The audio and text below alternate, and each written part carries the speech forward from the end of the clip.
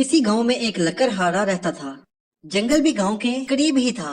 वो दिन भर जंगल से लकड़ियां काटता और फिर उन्हें बेचकर अपनी रोजी कमाता। उसके दिन सुकून से गुजर रहे थे। एक दिन वो जंगल में लकड़ियां काटने गया। उसकी नजर एक दरख्त पर पड़ी। दरख्त खुश्क हो चुका था। चनाचे वो अपनी कुल्हाड़ी से उस दरख्त को काटने लगा। अभी उसने दरख्त पर पहली ही जरब लगाई थी कि अचानक उस दरख्त से एक भयानक चीख की आवाज आई। लकड़हारा डर कर पीछे हट गया। फिर देखते ही देखते उसके सामने दरख्त से एक जिन नमूदार हुआ। जिन की शक्ल इतनी खौफनाक थी कि उसे देखकर लकड़हारे की चीख निकल गई। उसकी लाल लाल आंखें अंगारों की तरह भड़क रही थीं और उसके कंधे पर एक चोट का निशान था जिसमें से एक अजीब सा मादा निकल रहा था। शायद वो उस जिन का खून था। जिन लकड़हारे को देखकर खौफनाक आवाज में बोला, ऐ नादान इंसान, ये तूने क्या कर दिया? मैं बरसों से इस दरख्त में सो रहा था। आज तेरी वजह से मेरी नींद टूट गई। तेरी कुल्हाड़ी से मैं जख्मी भी हो गया हूँ। अब मैं तुझे नहीं छोड़ूंगा। जिनकी आवाज ऐसे थी जैसे बादल आपस में टकरा रहे हों। मुझे माफ कर दो, मैंने ऐसा जानबूझकर नहीं किया। मुझे मालूम नहीं था कि तुम यहाँ सो रहे हो, वरना मैं यहाँ कभी नहीं आता। मुझे माफ कर दो, मुझे माफ कर दो। लकड़हारा कपकपाती आवाज में बोला। जिन गरज कर बोला, नींद से उठाने पर मैं तुझे माफ भी कर देता, लेकिन तेरी कुल्हाड़ी से मेरे कंधे पर जो चोट आई है उसके लिए मैं तुझे माफ नहीं करूंगा। मैं तुम्हें जलाकर भस्म कर दूंगा। नहीं, मुझे माफ कर दो। मुझसे ऐसा अनजाने में हुआ है।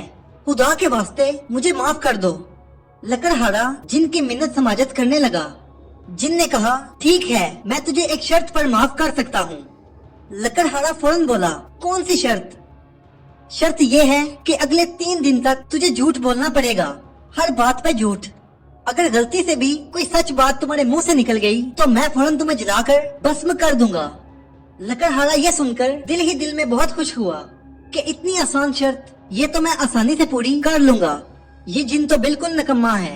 शर्त दी भी तो कौन सी कि 3 दिन तक झूठ बोलना है। लकड़हारे ने मुस्कुराकर कहा, मुझे ये शर्त मंजूर है।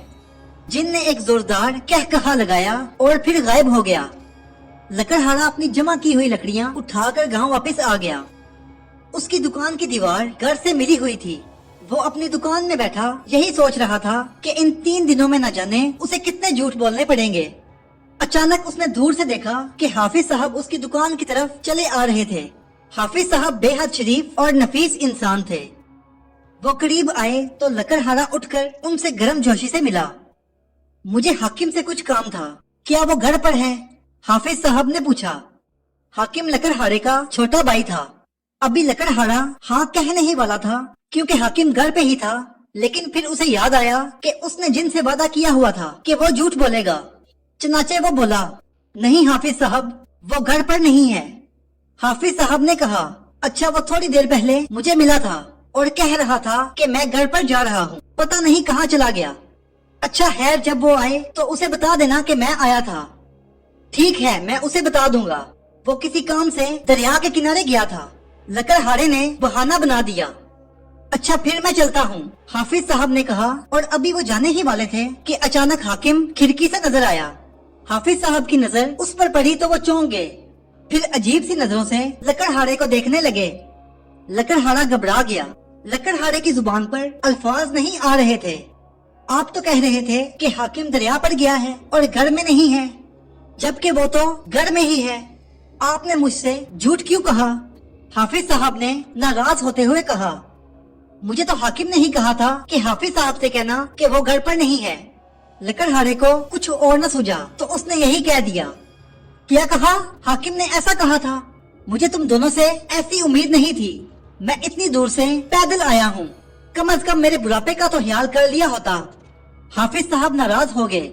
हाफिज साहब ने मजीद और कोई बात न सुनी और वो नाराज होकर चल दिए। हाकिम घर से निकल आया और पूछा, ये हाफिज साहब क्यों चले गए? उन्हें तो मैंने बुलाया था। लकड़हारा घबरा गया। वो कह रहे थे वो शाम को आकर मिलेंगे। अच्छा अच्छा, हाकिम ने कहा और वो दोबारा घर में चला गया। लकड़हारे को अपने आप पर बहुत गुस्सा आ रहा था कि उसने ये सब बातें क्यों की। जब शाम गुजरने पर भी हाफिज साहब न आए तो हाकिम खुद उनके घर चला गया। फिर जब वो वापस आया तो आते ही लकड़हारे पर बरस पड़ा। आपने उन्हें मेरे बारे में झूठ क्यों बताया? آپ کو پتا ہے کہ آپ کی اس چھوٹی سی شرارت کی وجہ سے وہ مجھ سے کتنا خفا ہے؟ مجھے آپ سے ایسی توقع نہ تھی۔ لکڑہارا شرمندہ سا رہ گیا۔ حافظ اور بائی دونوں ناراض ہو گئے تھے۔ لکڑہارا اس بات پر بہت پریشان تھا۔ ساری رات اسی پریشانی میں گزر گئی۔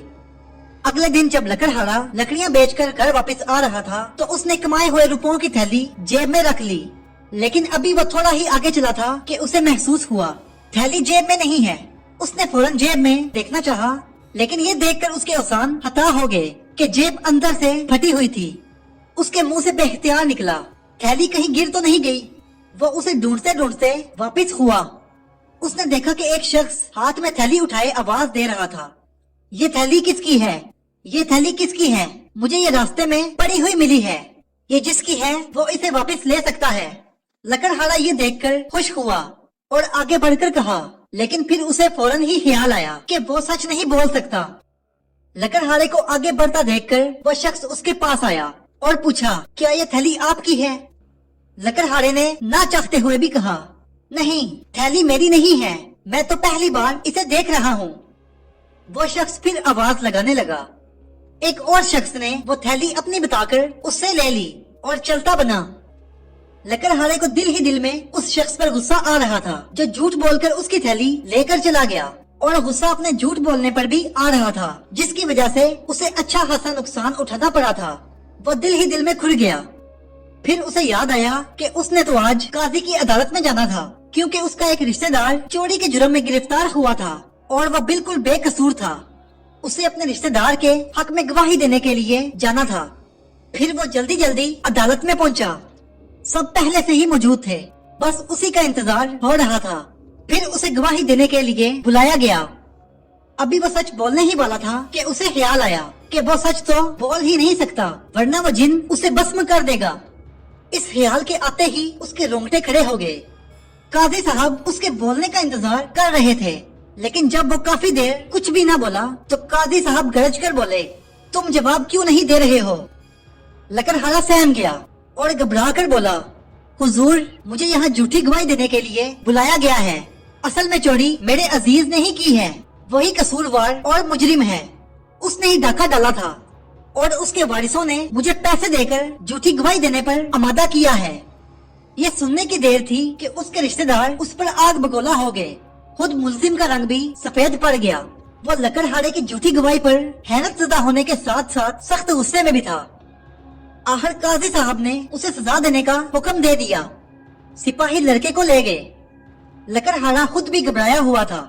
ملزم کے جانے کی دیر تھی کہ لکڑہارے کے عزیز اس پر برس پڑے، بہت برا بھلا کہا اور آخر میں سب رشتے ناتے توڑ کر چلے گئے۔ اگلے دن وہ جنگل میں لکڑیاں کاٹ رہا تھا۔ وہاں سے بادشاہ کا گزر ہوا۔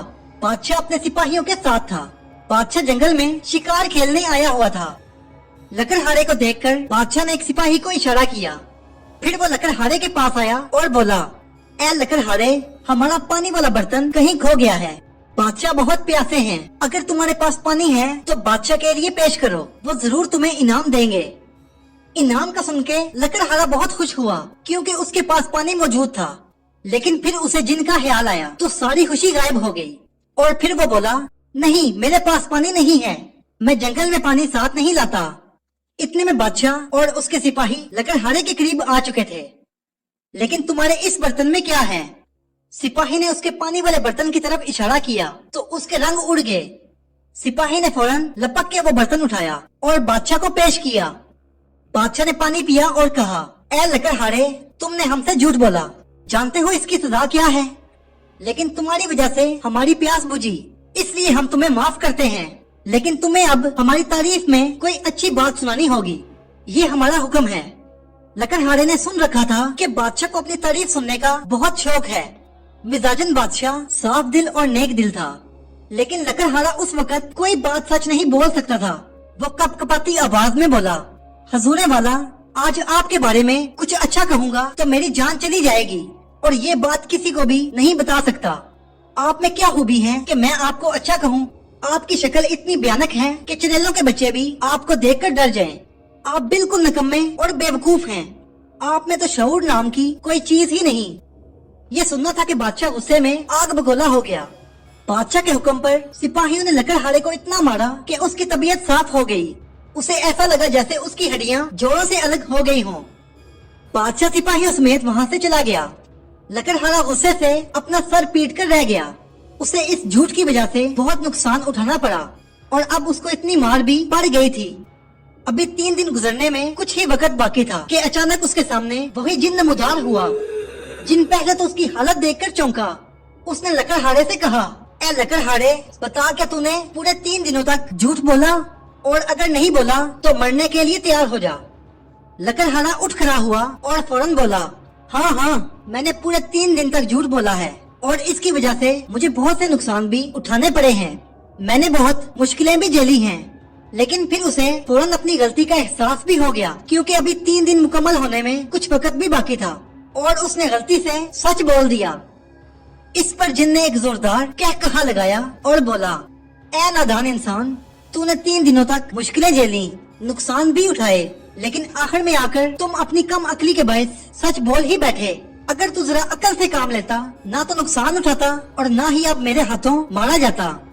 ये सुनकर लकड़हारे का रंग फीका पड़ गया, लेकिन इससे पहले कि वो कुछ बोलता, जिन ने उस पर फूंक मारी और बेचारा लकड़हारा राख बन के उड़ गया।